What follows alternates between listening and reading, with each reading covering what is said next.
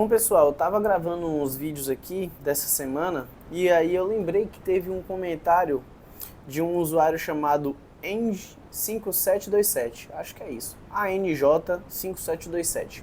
E aí ele pediu para fazer um vídeo explicando direitinho, de uma forma mais simples, exercícios que você pode e não pode fazer no caso de escoliose. Então, como é pedido de inscrito, a gente vai atender, é claro. A priori, vocês têm que entender o seguinte, não é que existem exercícios proibidos que você pode ou não pode fazer num caso de escoliose. Vocês precisam entender que existem tipos de escoliose e níveis de escoliose e também existem níveis de treinamento.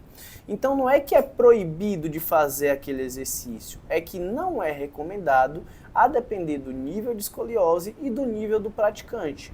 Por existirem algumas questões naquele exercício que favoreçam ao desvio ser aumentado ou que favoreçam a disfuncionalidade técnica, ou seja, a pessoa não conseguir manter a técnica durante a execução do exercício. Fazer um vídeo falando sobre exercícios para todos os grupos musculares que seriam ou não seriam recomendados para quem tem escolioses ficaria um vídeo muito extenso.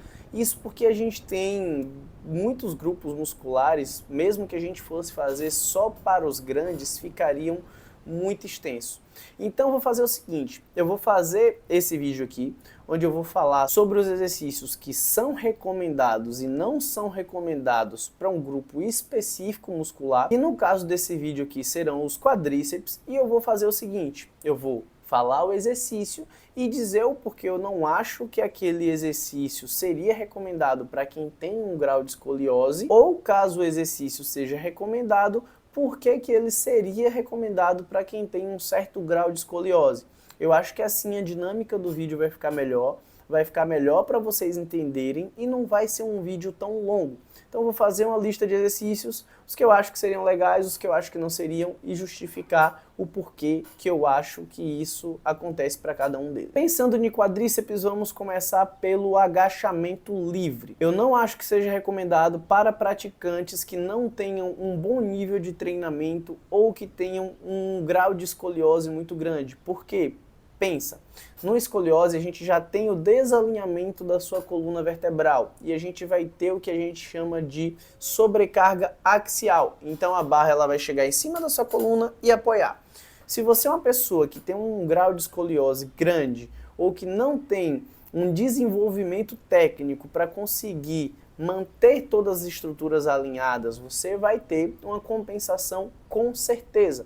Então, por isso, ele não é um exercício tão recomendado para quem tem escoliose. Segundo exercício, leg press 45 graus. Já no leg press 45 graus, a gente tem um outro cenário. Então, observa. O praticante ele está aqui deitado sobre, ele estaria ali deitado sobre o encosto, não tem sobrecarga axial, então eu não tenho nenhum tipo de peso vindo em cima da coluna ou dos ombros dele.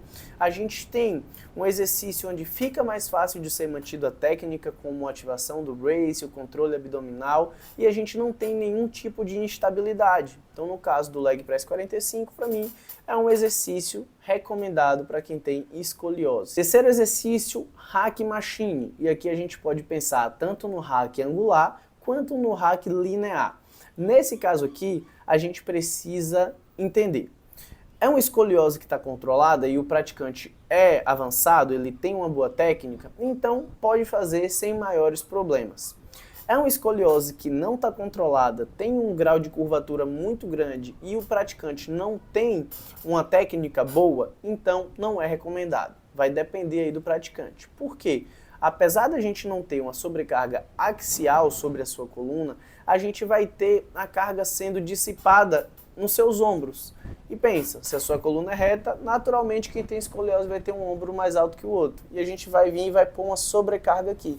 Então a chance de existir compensação, ela é também muito grande. Isso pode trazer piora do quadro, pode trazer dor e não vai facilitar a melhoria daquele quadro quando a gente pensa no global do seu treino. Eu já até me perdi, eu não lembro se a gente está no quarto ou no quinto exercício mais. Enfim, eu vou parar de dar número. Exercício da vez.